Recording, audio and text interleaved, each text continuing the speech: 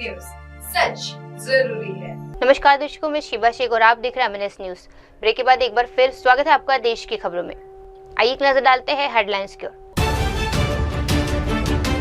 संजय राउत का हमला, निशिकांत दुबे पर फर्जी डिग्री का आरोप। श्रीखंड छड़ी यात्रा शुरू, 10 जुलाई को दर्शन करेंगे श्रद्धालु। खनन क्षेत्र में रोजगार बढ़ने की योजना पर बोले मंत्री रेड्डी। आइए देखते हैं खबर विस्तार से। संजय राउत ने निशिकांत दुबे पर फर्जी डिग्री का आरोप लगाया।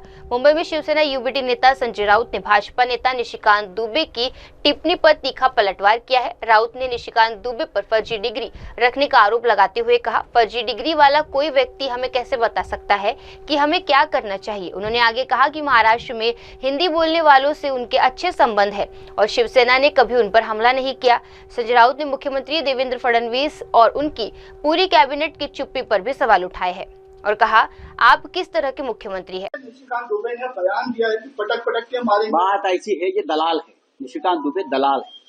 आप पूछिए सुप्रिया सुळे को, ये एक दलाल है, ये दलाली करता है उद्योगपतियों की। ये कमीशन खोर है, मुंबई में भी उसकी दलाली चलती है। ये भारतीय जनता पार्टी के सब लोग हैं पाले हुए, ये उद्योगपतियों से फिरौती वसूलते हैं सब। उसकी डिग्री फेक है। ये जो सांसद महुआ मोहित्रा है ना, आप उसकी इंटरव्यू लीजिए। दिल्ली यूनिवर्सिटी की डिग्री, फेक डिग्री जो संसद में पेश करता है, वो हमें देश के बारे में, प्रांत के बारे में बोलता है। देखिए, एक तो सबसे पहली बात है, यहाँ मुंबई महाराष्ट्र में सालों साल से हमारे हिंदी भाई रहते हैं।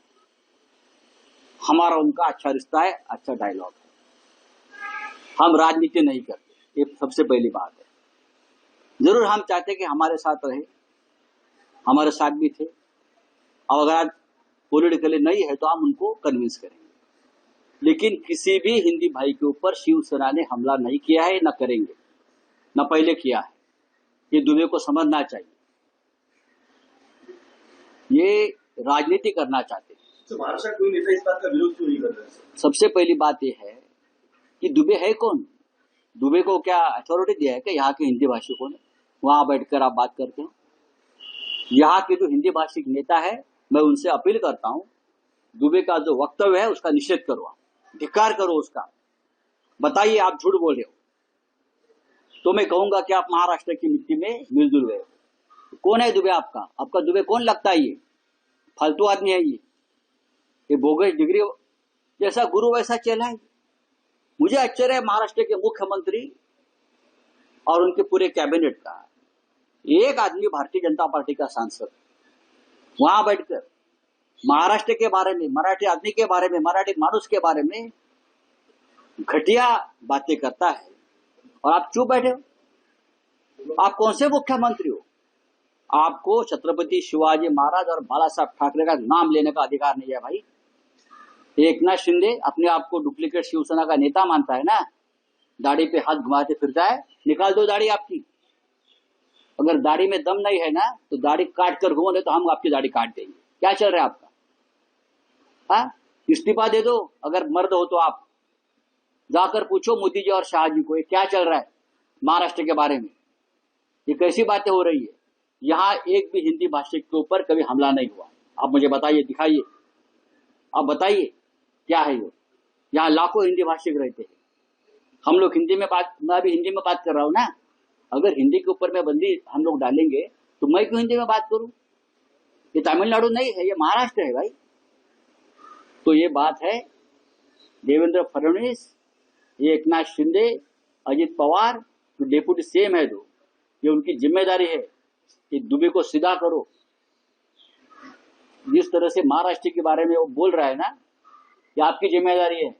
आइए बढ़ते अगली खबर की ओर। दशनामी जूना अखाड़ा की श्रीखंड छड़ी यात्रा। दशनामी जूना अखाड़ा की श्रीखंड छड़ी यात्रा आज निर्मंडल से रवाना हो चुकी है। यहाँ पावन यात्रा श्रद्धालुओं को श्रीखंड कैलाश के पवित्र स्थल तक ले जाएगी, जहाँ वे 10 जुलाई को श्रीखंड महादेव के दर्शन करेंगे। श्रीखंड महादेव यात्रा हिमाचल प्रदेश की सबसे प्राचीन और महत्वपूर्ण धार्मिक परंपराओं में से एक है, जो भक्तों में आध्यात्मिक विश्वास और आस्था को बढ़ावा देती है।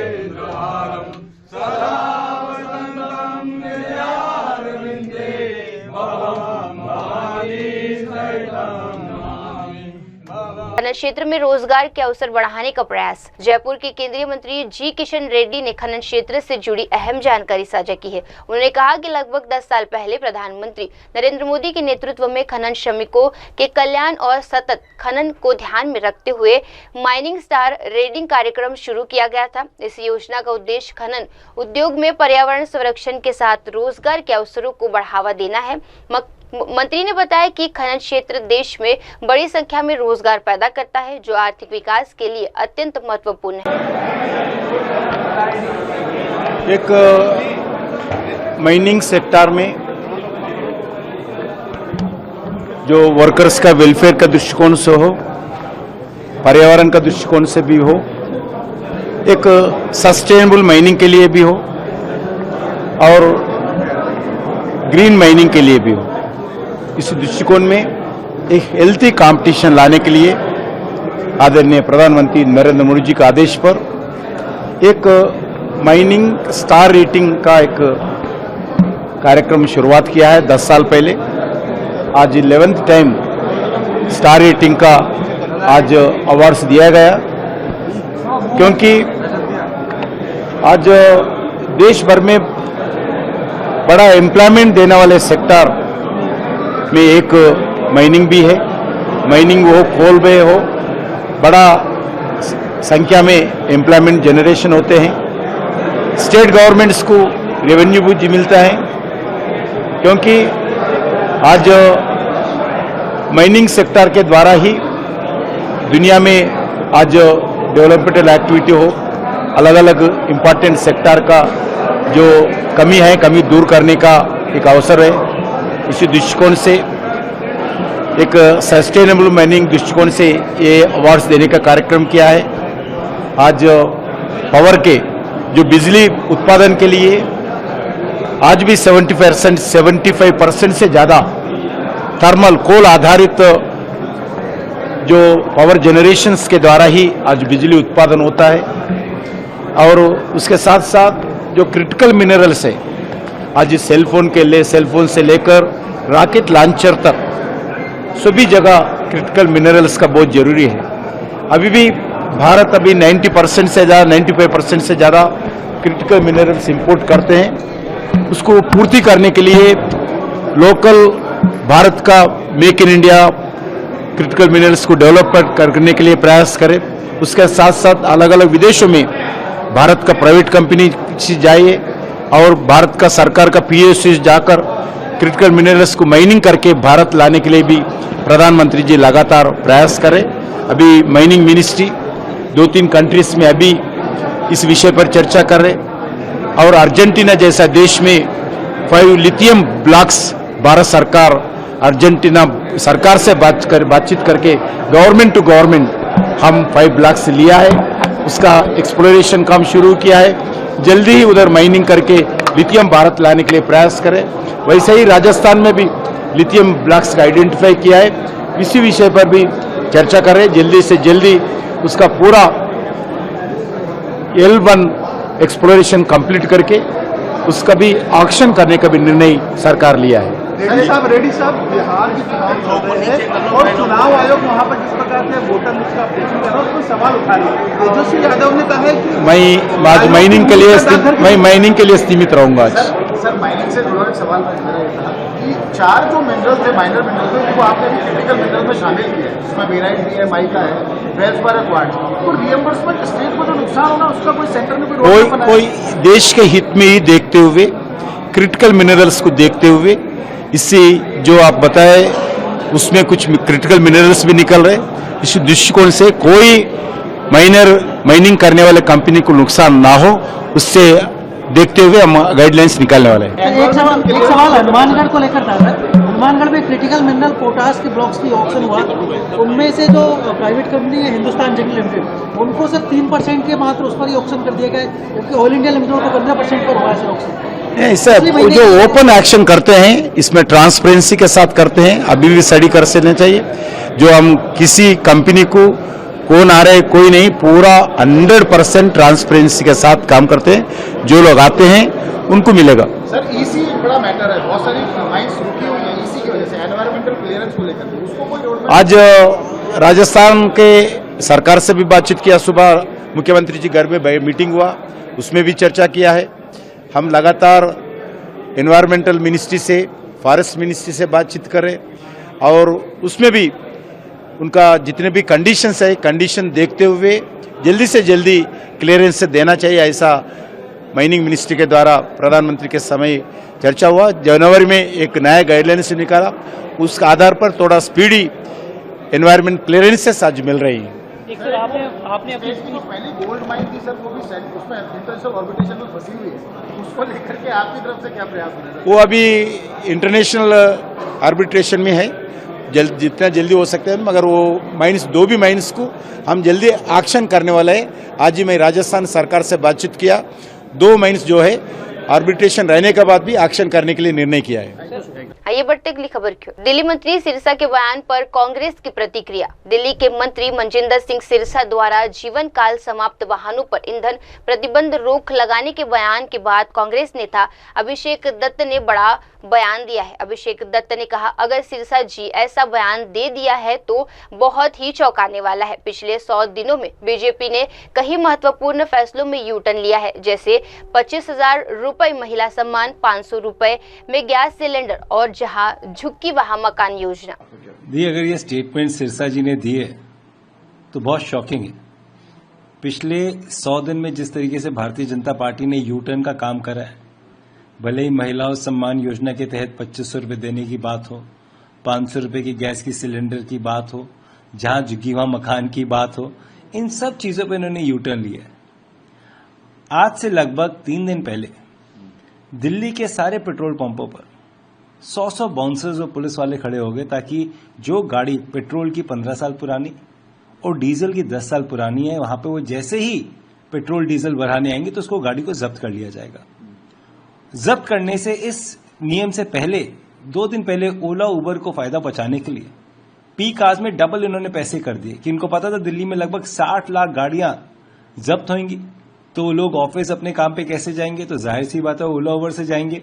तो उन्होंने ओला उबर के पैसों को डबल कर दिया, पीक आवर्स में डबल और नॉन पीक आवर्स में 50% बढ़ा दिया। It was a very clear indication कि आज पैसे बढ़ा रहे हैं, 2 दिन बाद गाड़ियां सील होंगी, उसके बाद ओला उबर को फायदा होगा। इतना लोगों में रोष निकला, लोग शॉक थे। मतलब कई बार मैं ऐसे कहीं ऐसे परिवारों को जानता हूं जो गाड़ी बहुत कम चलाते हैं, मतलब महीने की मुश्किल से 1000-1200 किलोमीटर से ज्यादा गाड़ी नहीं चलाते। उनकी गाड़ियां 10 साल में मात्र 40-50 हजार 60 हजार चलती हैं। उन गाड़ियों को भी ये जब्त कर रहे थे। तब तक इन्होंने कुछ बात नहीं करी। जब लोगों का आक्रोश सामने निकल कर आया तो उन्होंने फिर से पलटी मार ली, यू टर्न मार लिया। कभी कहते हैं कि हम सुप्रीम कोर्ट में जाएंगे और इस पर रिव्यू पिटीशन की बात करेंगे। कल माननीय एलजी का बहुत बड़ा बयान आया था कि मैं वकीलों से कहूंगा कि रिव्यू डाले। आज ऑनरेबल सीएम का बयान आ रखा है और उसके बाद में तीसरा बयान इनका आ गया। तो माने किसकी? एलजी साहब की माने, सीएम साहब की माने, सिरसा जी की माने? पहले तो ये तय करें। और दिल्ली के व्यक्ति को जो नुकसान, ये पूरा माफिया है स्क्रैप डीलर्स का, जिस तरीके से गाड़ी उठाते हैं, मैं ऑन रिकॉर्ड आपको बोल रहा हूं, पूरा डेटा इनके पास है, ये डेटा लीक है। जिस व्यक्ति की गाड़ी के 10 साल जब पूरे होते हैं, अखबार से पहले सुबह सुबह, दूध वाले से पहले सुबह सुबह, यहां तक कि मॉर्निंग वॉक से निकलने से पहले बाहर स्क्रैप डीलर्स पहुंच जाते हैं, गाड़ी उठाते हैं, जबरन उठाते हैं, बदमाशी से उठाते हैं, एक स्टिकर लगाते हैं और गाड़ी को दिल्ली से बाहर ले जाते हैं। और उसके बाद मात्र 20,000 25,000 उस पैसे गाड़ी को मिलते हैं, उस व्यक्ति को मिलते हैं। दिल्ली गवर्नमेंट को इन्वायरमेंटल एक्सपर्ट्स के साथ बैठ के एक बहुत क्लियर कट पॉलिसी बनानी चाहिए। वो पॉलिसी भले गाड़ी की लाइफ के ऊपर हो, गाड़ी के चलने के ऊपर हो कि गाड़ी पोल्यूटिंग व्हीकल है या नहीं है, उसको कोई पास मिलता है नहीं मिलता। There has to be very clear cut policy ना। एक मुख्यमंत्री या एक मंत्री के कहने से सुप्रीम कोर्ट की पॉलिसी नहीं हल सकती। डेफिनेटली आज लोगों की गाड़ियां नहीं उठ रही, but that is not a permanent solution.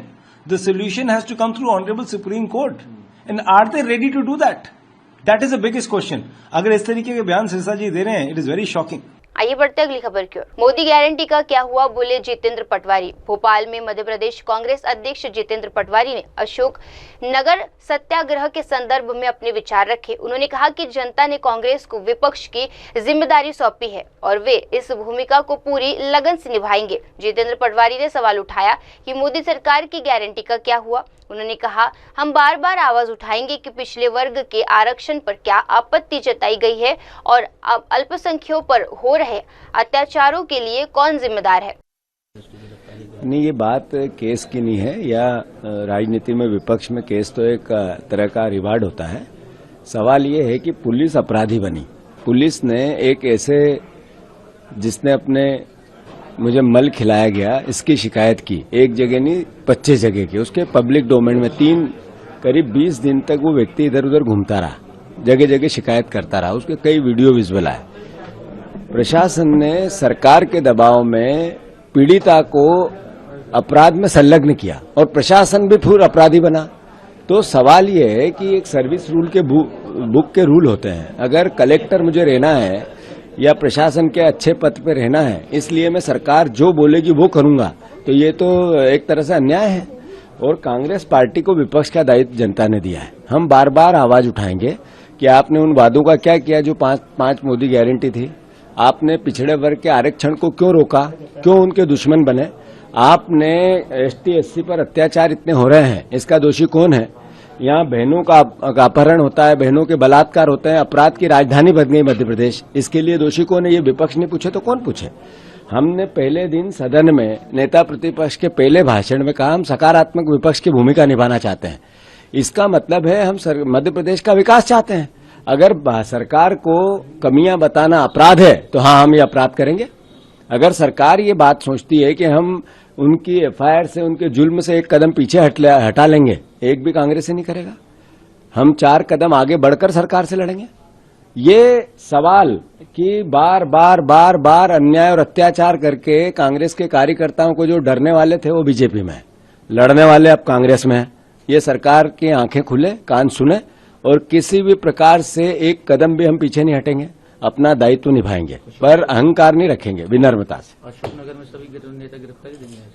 स्वाभाविक है, पूरी कांग्रेस का एक विधायक जा रहा है, सारे वरिष्ठ जन जा रहे हैं, हमारे प्रभारी जी जा रहे हैं, CWC के हमारे जो जितने सदस्य वो जा रहे हैं। मैं मानता हूं कांग्रेस का एक कार्यकर्ता, सारे जिला अध्यक्ष, सारे ब्लॉक अध्यक्ष, ये मैसेज है कि कांग्रेस का दायित्व कांग्रेस निभाएगी। हम भारतीय जनता पार्टी मोहन यादव की अराजकता से नहीं डरेंगे, लड़ेंगे। एक ही परिवार के 5 लोगों को मार दिया। ये नरेंद्र मोदी जी का नया भारत है जिसमें अंधविश्वास सर चढ़ के बोल रहा है। टीकमगढ़ में भी 2 दिन पहले एक नरबली की घटना आई है सामने। तो मैं सोचता हूं कि ये फेलिवर है नरेंद्र मोदी का। जिस तरीके से देश बन रहा है, बेरोजगारी बढ़ रही है, आर्थिक अराजकता बढ़ रही है, गरीब गरीब होता जा रहा है, अमीर अमीर होता जा रहा है, अपराधी भारतीय जनता पार्टी के मुख्य नेता बन गए हैं।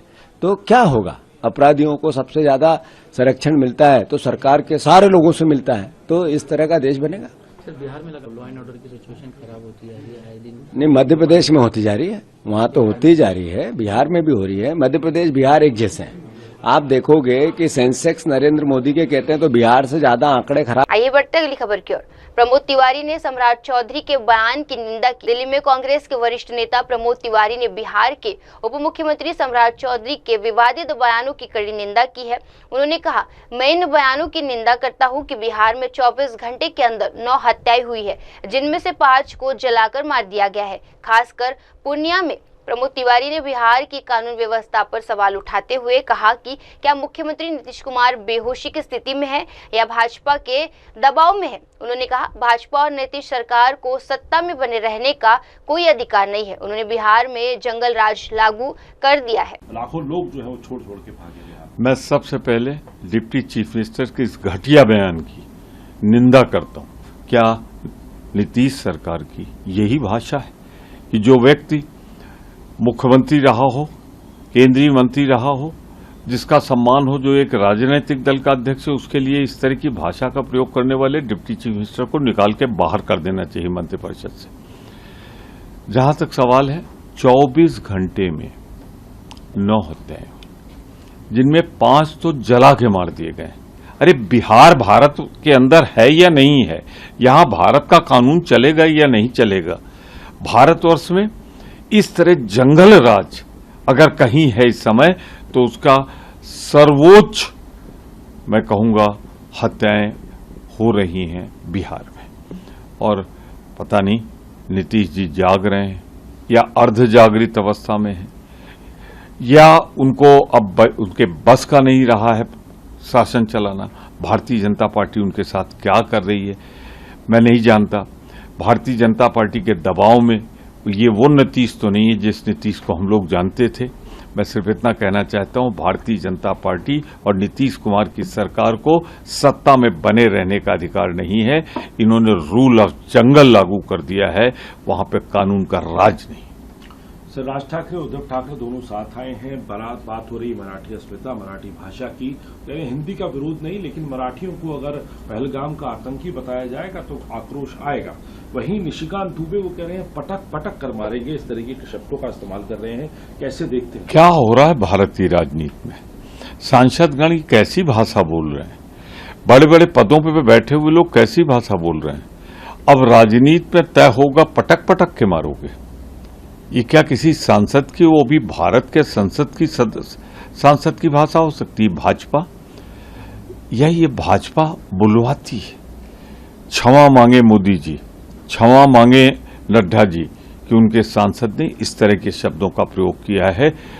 अगर कार्रवाई नहीं हो रही है तो इसके मतलब उनके कहने पे हो रही है। तो मैं सीधे सीधे भारतीय जनता पार्टी पर गुंडागर्दी की भाषा। आइए बढ़ते अगली खबर की ओर। फडणवीस की तानाशाही प्रवृत्ति को उजागर कर रहा है विधेयक, बोले हर्षवर्धन सपकाल। दिल्ली में कांग्रेस नेता हर्षवर्धन सपकाल ने महाराष्ट्र में हाल ही में पेश किए गए विशेष जन सुरक्षा विधेयक को लेकर राज्य सरकार पर कड़ा हमला किया है। उन्होंने इसे 1919 के रोलेट एक्ट के तहत समान बताते हुए कहा, राज्य सरकार इसे विधेयक को जल्द लाने की साजिश कर रहे हैं। फडणवीस की हरकतें औरंगजेब जैसी क्रूर है और उनका तानाशाही व्यवहार ब्रिटिश उपनिवेशवादियों जैसा इस विधेयक के जरिए उजागर हो रहा है। सपकाल ने आगे कहा कि ये विधेयक लोकतंत्र पर सीधे हमला है और कांग्रेस इसका विरोध करेगी। उनका आरोप है कि भाजपा और आरएसएस के विकास से सामान्य और ये विधेयक इसी के तहत लगाया जा रहा है।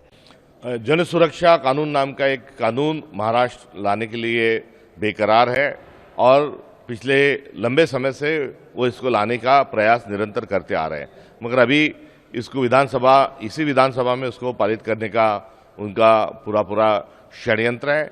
ये कानून जो है, ये कानून 1919 में रोलेट एक्ट नाम से एक कानून आया था, जिसमें कभी भी किसी को भी कहीं पर भी आप अरेस्ट कर सकते हो, बिना कोई कंप्लेंट, बिना जांच आप उसको सलाखों के पीछे डाल सकते थे। ये जैसा कानून था, वैसा ही कानून, रोलेट एक्ट जैसा ही कानून फडणवीस लाने जा रहे हैं। फडणवीस जी का जो कारोबार है वो एक तरफ औरंगजेब जैसा क्रूर है, तो दूसरी तरफ अंग्रेजों जैसा तानाशाहपूर्ण उनका जो रवैया है वो इस विधेयक के माध्यम से उभर कर सामने आ रहा है। अर्बन नक्सलाइट नाम की कोई चीज है ही नहीं, क्योंकि जन सुरक्षा कानून के माध्यम से भारत सरकार कहती है कि अर्बन नक्सलाइट कोई नाम की चीज नहीं है। अर्बन नक्सलाइट किसको कह रहा है? तो ये शिव शाहू फुले अम्बेडकर का जो विचार है, जो परिवर्तन का विचार है, जो अध्यात्म से उभरा हुआ विचार है, जिसको हम पुरोगामी विचार कहते हैं, जिसको प्रोग्रेसिव आइडियोलॉजी जिसे बोलते हैं, ये सारी प्रोग्रेसिव आइडियोलॉजी से राष्ट्रीय स्वयंसेवक संघ को और भाजपा को ऐतराज है। और इस ऐतराज को चलते हुए यदि आप कोई सुधार की बात करोगे, यदि आप कोई प्रोग्रेसिव थॉट रखोगे, तो आपको हम सलाखों के पीछे डालेंगे। ये सीधा हमला हमारी गणतंत्र पर है। हमारे गणतंत्र के साथ साथ इस देश में तानाशाह लाने का ये पुरजोर प्रयास भारतीय जनता पार्टी कर रही है और हम कांग्रेस पार्टी के जानिब से हम इसके विरोध में और इसके खिलाफ में रहेंगे। अविनाश यादव गिरफ्तार किया है पुलिस ने मीरा रोड पे आज प्रोटेस्ट होने का, उससे पहले ही उनको एमएनएस चीफ हैं थाने डिस्ट्रिक्ट। ये अनुसूची 8 की जो सारी भाषाएं हैं, ये सारी भाषाएं हाथों में हाथ डालकर भाई जैसे इन्होंने रहना चाहिए और जो विविधता में एकता ही भारत की जो विशेषता है उसको बरकरार रखना चाहिए। मगर हम देख रहे हैं कि ये विविधता को भारतीय जनता पार्टी को ऐतराज है और इस विविधता को खत्म करने की जो साजिश वो कर रहे हैं। हिंदी जो है, हिंदी को लेकर कोई विरोध का कोई कारण नहीं। हिंदी जो है ये अनुसूची जो 8 है उसमें 22 भाषाओं में एक है, मगर हर मामले में हिंदू मुस्लिम, हर मामले में भारत पाकिस्तान करना ये भारतीय जनता पार्टी का एक एजेंडा है और इसके चलते वहाँ हर मातृभाषा का सम्मान है। केवल मराठी का नहीं, अन्य मातृभाषाओं का भी सम्मान है। जिनकी हिंदी मातृभाषा है उनका भी सम्मान है और सभी जो भाषा है वो भाषाओं का इसमें सम्मान रखने का एक हमारी सीख है और हमारा संविधान भी उसी प्रकार से कहता है। मगर ये इस प्रकार से पोलराइजेशन करने के लिए कुछ ताकतें ये काम कर रही है और उसी ताकत का वो नतीजा है कि इस प्रकार से घिनौनी घटना वहाँ पर उसको अंजाम दिया गया। भाषा को लेकर जो विवाद आरएसएस ने कहा सभी भाषाएं राष्ट्रभाषा हैं, विवाद नहीं होना चाहिए भाषाओं को लेकर। यदि ऐसा है तो एक देश, एक भाषा, एक खान पान, एक dress code, one nation one election, ये सारा क्यों कहते हो? और यदि आप सारा कहते हो तो दूसरी तरफ आपका जो फिलोसॉफिकल बुक है बंच ऑफ थॉट, उसमें आपकी जो फिलोसॉफी है वो गलत है, वो कह दो। एक बार बंच ऑफ थॉट जला दो ताकि आपका जो कहना है वो हम सच माने। निशिकांत दुबे ने जिस तरह से कहा कि ठाकरे ब्रदर्स में तो वो उर्दू बोलने वाले यूपी बिहार के जो लोग हैं, ये दुबे जो है वो भारतीय जनता पार्टी का पोलराइजेशन का जो एजेंडा है उस एजेंडे को वो हमेशा हर बार वो आगे लेके आने का प्रयास करते हैं। इसलिए भाजपा भारतीय जनता पार्टी ने उनको सहेज के वहां पर उनको रखा है। तो उनका काम ही है कि पोलराइजेशन करना। और मराठी को धमकी देने का कारण क्या है, तो वो मराठी को धमकी देके कई हिंदी सहानुभूति वो अपनाना चाहते हैं और ये हिंदी वर्सेस मराठी का एक झगड़ा लगाने का उनका प्रयास है। ये उनकी राजनीतिक एक साजिश है और उस राजनीतिक साजिश के पीछे उनकी विकृत मानसिकता भी कहीं ना कहीं छुपी हुई है। एक आखिरी सवाल कहा कि हम हिंदी भाषा के खिलाफ नहीं है, लेकिन जो लोग पहलगाम आतंकियों से हम लोगों की तुलना करते हैं, असली में वही मराठी विरोधी और मराठी अस्मिता के हत्यारे हैं। हर चीज में पाकिस्तान को खींच के लाना, हर चीज में मुस्लिम एंगल देना, ये भारतीय जनता पार्टी का एक रवैया रहा है और ये वक्तव्य उसी दायरे में पूरा है। ये किसी भी तरीके से जो स्थिति है उससे विपरीत है। जो ठाकरे ब्रदर्स साथ में आए हैं सर, आपको लगता है इसमें राज ठाकरे और उद्धव ठाकरे को एक साथ मंच पे जो है बैठेगी और कांग्रेस पार्टी के तमाम हाईकमान रहेंगे, क्या इसको लेकर अभी तक स्थिति साफ हो पाई है? नहीं, वो उनका स्टैंड क्लियर कर ले, उसके बाद कांग्रेस अपनी राय देगी। आइए बढ़ते अगली खबर की ओर। शहजाद पूनावाला का आरोप, कांग्रेस ने भारत के शीर्ष नेताओं को बख्शा नहीं। दिल्ली में भाजपा के राष्ट्रीय प्रवक्ता शहजाद पूनावाला ने कांग्रेस नेता मल्लिकार्जुन खड़गे पर गंभीर आरोप लगाए। उन्होंने खड़गे के राष्ट्रपति द्रौपदी मुर्मू को मुर्मा जी और राष्ट्रपति रामनाथ कोविंद को कोविड जी कहने के बाद उन पर एससी और एसटी समुदाय के प्रति गहरी नफरत का आरोप लगाया। पूनावाला ने कहा, खड़गे जी का ये बर्ताव कांग्रेस की मानसिकता को दर्शाता है। उन्होंने बार बार संवैधानिक पदों का अपमान किया है। राष्ट्रपति मुर्मू, कोविंद जी और भारत के मुख्य न्यायाधीश के खिलाफ इस तरह के अपमानजनक शब्दों को प्रयोग कांग्रेस की परंपरा बन चुके हैं। कॉन्स्टिट्यूशनल पोजीशंस का अपमान, SC ST OBC समाज का अपमान इज दी कांग्रेस ओनली पहचान। द कमेंट मेड बाय खड़गे जी calling Murmu ji as मुर्मा ji, Kovind ji as Covid ji, then saying that they are land grabbers. It reflects the deep-seated hatred Congress has for SC, ST community. And time and again they have shown this kind of behavior. They have insulted the top office of the country, whether it's calling Murmu ji as evil mindset, whether it's saying that she has made boring speech, whether calling her Rashtrapatni. This is the kind of tradition Congress has shown towards constitutional positions. They have neither spared Chief Justice of India, nor the Prime Minister, nor the President post. And their deep hatred for SC, ST community can be seen. Look what they are doing in Karnataka. Fake survey was done. Look how they have diverted SC, ST funds, how they have looted the funds in Valmiki tribal scam. And even in the past, whether it is defeating Ambedkar ji, whether it is insulting the portrait of Ambedkar ji, denying him Bharat Ratna, whether it is grabbing the reservation of SC, ST, OBC community and giving it to the vote bank, whether it is always insulting the SC community by making such kind of comments, this has become part and parcel of the Congress party's approach, and therefore it shows the evil and the anti-SC, ST mindset of the first family of the Congress. It is ironical that Khadgeji himself is being insulted so much by the Congress party. He is not called the High Command. He is kept outside the room when the Wayanad nomination is taking place, and yet he is making such comments. It shows that the first family only wants to insult SC and ST community. आइए बढ़ते अगली खबर की ओर। रोहित पवार का आरोप, भाजपा सरकार में विभाजन पैदा कर रही है। मुंबई में एनसीपी नेता रोहित पवार ने भाजपा पर गंभीर आरोप लगाए हैं। उनका कहना है कि महाराष्ट्र में हमेशा से लोग एक साथ रहते आए हैं, लेकिन भाजपा अब समाज में विभाजन पैदा करने की कोशिश कर रही है। रोहित पवार ने कहा, भाजपा समाज में विभाजन पैदा करना चाहती है ताकि उसे इसका राजनीतिकरण लाभ मिल सके। वे हर मुद्दे को मराठी बनाम गैर मराठी बनाने की कोशिश कर रहे हैं। देखो, एक बाजू बीजेपी के माध्यम से जो पर प्रांतीय है उनको परमिशन दी जाती है, दूसरे बाजू मराठी लोग जब आंदोलन की सोच करते हैं वहां पे उनको रुकाया जाता है। तो यहाँ पे भेदभाव बीजेपी कर रही है ऐसे दिख रहा है। अभी बीजेपी जानबूझ के ये भेदभाव कर रही है क्योंकि उनको बम्बई का इलेक्शन जीतना है, लड़ना है और बिहार का इलेक्शन भी लड़ना है। उस एंगल से मतलब महाराष्ट्र में जो सब एक इकट्ठा रहते थे, साथ में रहते थे, अभी बीजेपी चाहती है सब अलग अलग वहां पे झगड़ते रहे, डिवीजन वहां पे हो, डिवीजन ऑफ वोट का फायदा बीजेपी को हो। उस एंगल से मराठी वर्सेस नॉन मराठी करने का प्रयास ये बीजेपी के माध्यम से हो रहा है। दूसरी बात, एकनाथ शिंदे जी सरकार में है। एकनाथ शिंदे जी का अगर आज तक का जो राजनीति अगर हम देखें तो वहां पे मराठी मानुस का आवाज बन के उन्होंने बाला साहेब ठाकरे साहब के मार्गदर्शन में वहां पे काम किया है। लेकिन अगर आज देखें बीजेपी का कंट्रोल उनके ऊपर होने के कारण कहाँ पे तो जो पुराना आग है, जो आग हम सबको दिखता था, वो आज एकनाथ शिंदे साहब के माध्यम से मराठी लोगों के प्रोटेक्शन के लिए वो आग अनफॉर्चुनेटली दिख नहीं रहा। शायद बीजेपी का कंट्रोल उनके ऊपर बहुत बड़ा है। आज एकनाथ शिंदे जी क्या निर्णय लेते हैं, किस तरीके का वो उनके अधिकार का इस्तेमाल करते हैं, वो देखने की जरूरत है। तो निशिकांत दुबे ने एक ट्वीट किया है जिसमें आइए बढ़ते अगली खबर की ओर।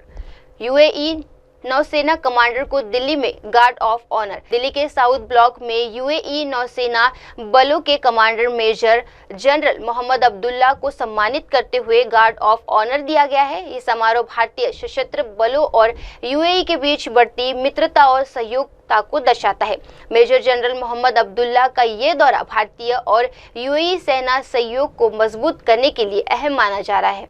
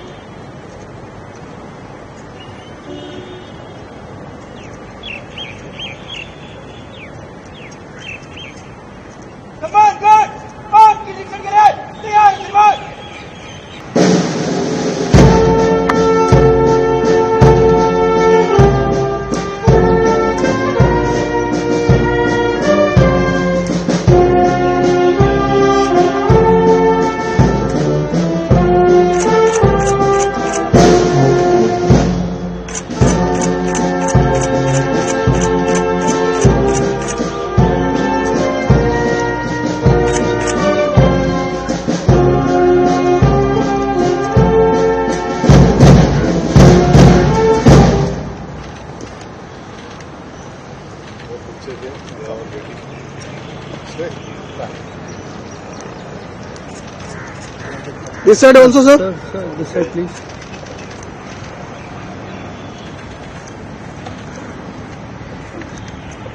Thank you, बोलो भैया अभी। Thank you sir.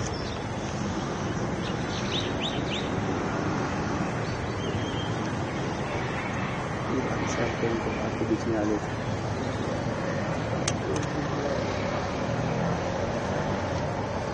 यहीं से बनाओ भाई, यहीं से कहाँ है?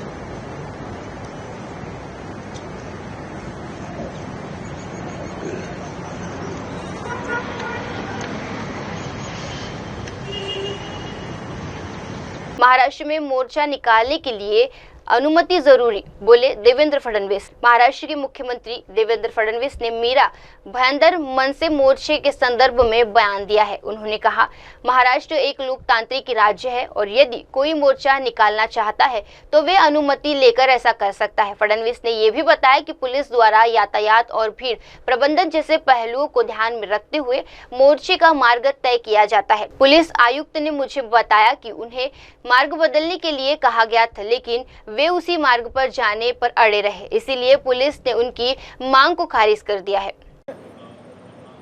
महाराष्ट्र में किसी भी मोर्चे को इजाजत है, ये लोकतांत्रिक राज्य है। कोई भी मोर्चा निकालना चाहे तो परमिशन लेकर निकाल सकता है, लेकिन जब कोई परमिशन लेता है तो उसका रूट किस प्रकार से होना चाहिए। अगर रूट में कई ट्रैफिक के प्रॉब्लम्स है, अगर रूट में कोई ऐसी जगह है कि जहां पर स्टैम्पिड जैसी अवस्था हो सकती है, कुछ ऐसी चीजें होगी तो पुलिस रूट चेंज करने को कहती है। तो मैंने जब पुलिस कमिश्नर से पूछा तो पुलिस कमिश्नर ने मुझे कहा कि हमने उनको रूट चेंज करने के लिए कहा था, लेकिन वो एडमेंट थे कि हमको यही रूट लेना है, इसलिए पुलिस ने उसको नकारा है।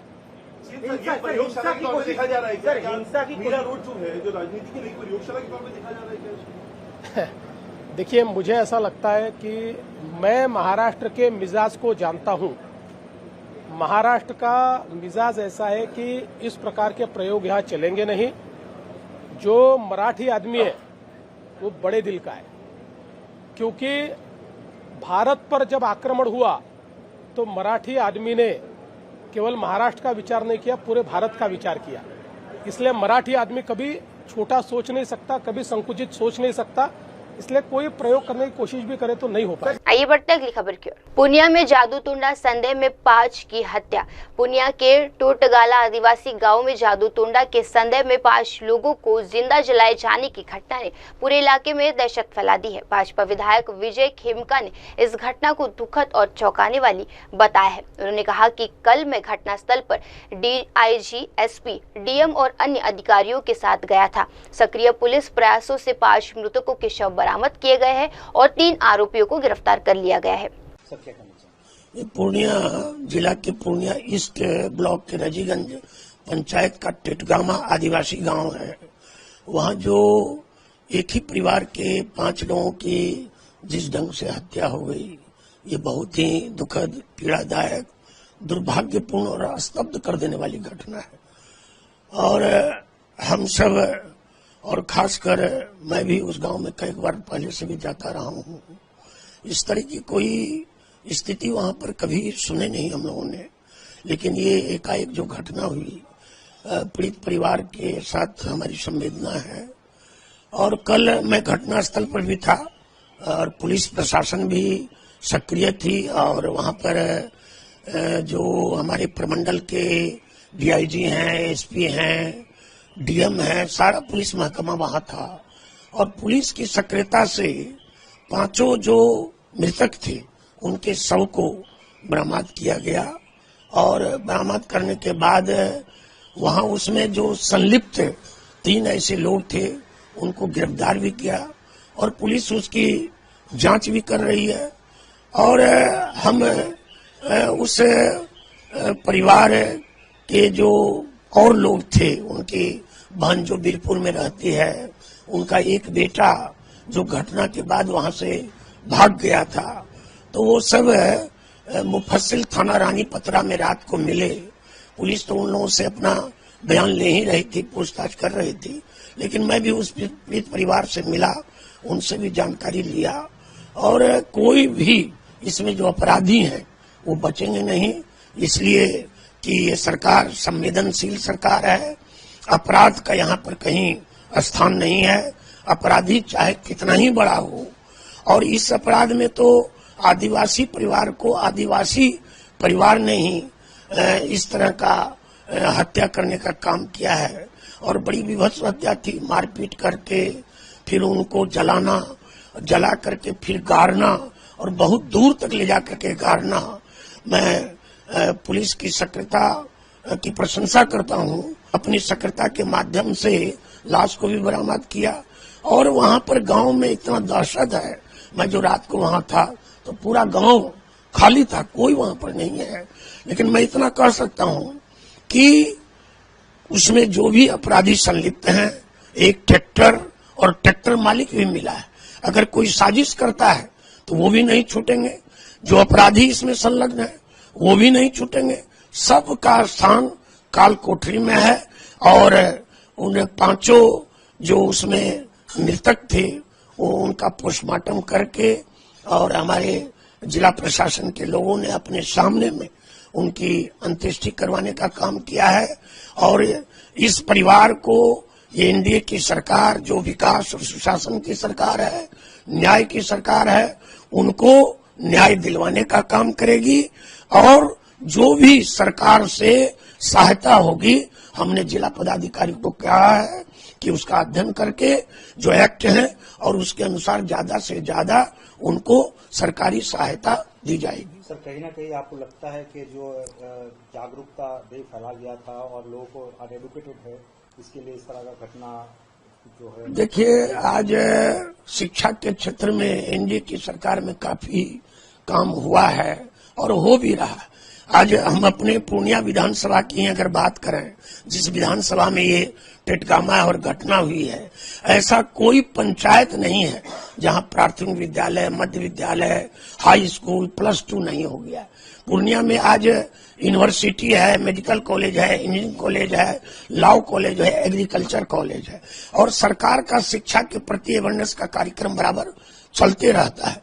इसलिए अंधविश्वास या इस तरह का भ्रम में रह करके कोई भी इस प्रकार की चीज होती है तो उसका आज के समाज में कोई स्थान नहीं है। लेकिन इसमें तथ्य क्या है, क्या बातें हैं, इसका जो पूर्णिया के पुलिस उस भेदन करेगी, और सरकार ने तो अब इस पर SIT भी गठन कर दिया है।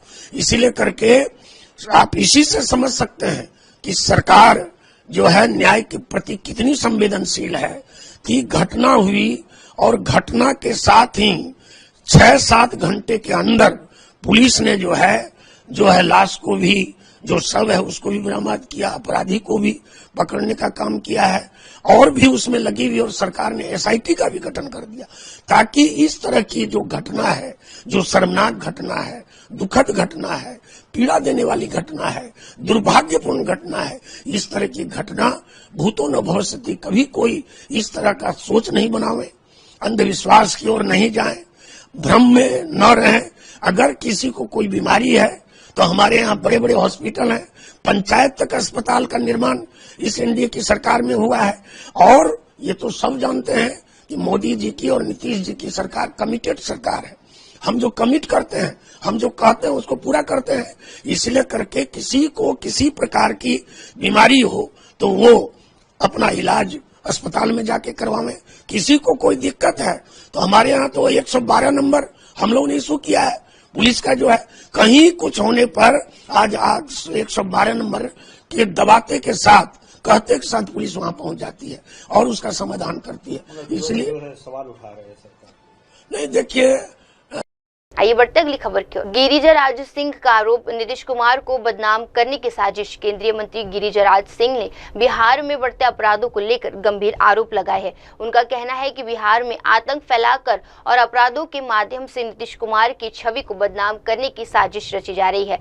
गिरिजाराज सिंह ने ये भी कहा कि ये साजिश एक राजनीतिक गिरोह द्वारा की जा रही है जो नीतीश कुमार के नेतृत्व को कमजोर करने की कोशिश कर रही है। उन्होंने आरोप लगाया कि कुछ लोग जानबूझकर नीतीश कुमार के खिलाफ ये प्रयास कर रहे हैं और इसका पर्दाफाश होने वाला है। मैं तो तीसरा आरोप लगा रहा हूं, बिहार में नीतीश कुमार को बदनाम करने के लिए एक षड्यंत्र रचा जा रहा है कि आतंक फैलाओ, अपराध करो, और अपराध राजनीतिक संरक्षित अपराध, ये कुछ लोग साजिश करके नीतीश कुमार को बदनाम करने के लिए कर रहे हैं। आइए बढ़ते अगली खबर की ओर। सीएम पुष्कर सिंह धामी की कांवड़ यात्राओं को लेकर पुलिस अधिकारियों से बैठक। उत्तराखंड के मुख्यमंत्री पुष्कर सिंह धामी ने आगामी कांवड़ यात्रा को लेकर पुलिस अधिकारियों के साथ एक महत्वपूर्ण बैठक की है।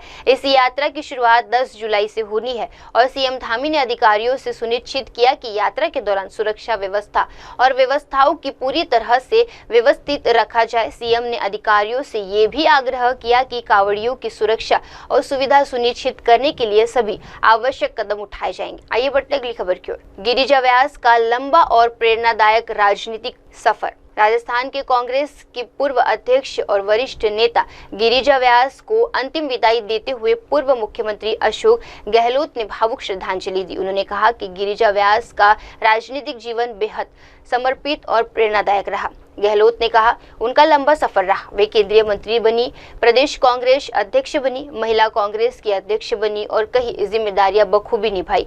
ये अल्पनीय था, हम सभी स्तंभ है। को मैं जानता हूं, जब वो जिला कांग्रेस उपाध्यक्ष थे, मैं मेंबर पार्लियामेंट बन गया था। लंबा सफर उन्होंने तय किया, लगातार फिर अध्यक्ष बनी वो, फिर वो केंद्रीय सरकार में वो मंत्री बनी हमारे साथ में, मैं भी मंत्री था साथ में, फिर प्रदेश कांग्रेस अध्यक्ष बनी। जब मैं मुख्यमंत्री था तब अध्यक्ष वही थी, वही बनी। फिर केंद्रीय मंत्री पुनः बनी तो लंबा सफर उन्होंने तय किया, महिला कांग्रेस अध्यक्ष बनी, तो एक बहुत अनुभवी नेता थी। और जिस प्रकार से वो हादसा हुआ ना, उसको कोई भूल नहीं सकता। मुख्य तकलीफ इस बात की हम सबको है आज भी कि हादसा ऐसा हुआ कि जिसकी कोई कल्पना नहीं कर सकता था।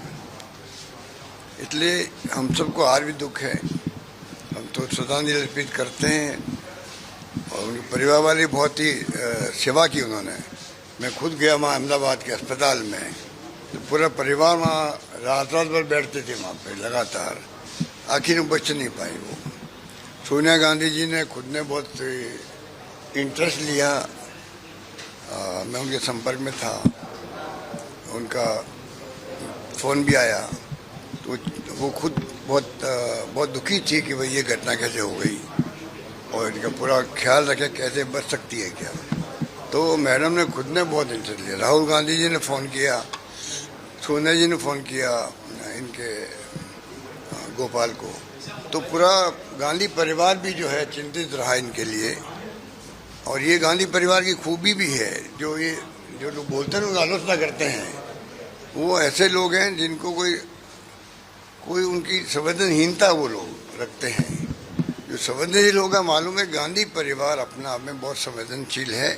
ये मैं 40 साल से देख रहा हूँ, इसलिए बहुत चिंतित रही इनके गिरिराज जी के एपिसोड के अंदर, ये मैं कह सकता। अब वक्त हो चला है दर्शकों छोटी सी ब्रेक का। ब्रेक के बाद भी जुड़े रहिए, देखते रहिए मेरे सहयोगी श्रद्धा के साथ तमाम बड़ी खबरें। धन्यवाद। हाय हेलो नमस्कार, मैं हूं पंकज विष्णु और आप देख रहे हैं MNS न्यूज। आप देख रहे हैं MNS न्यूज, सच जरूर।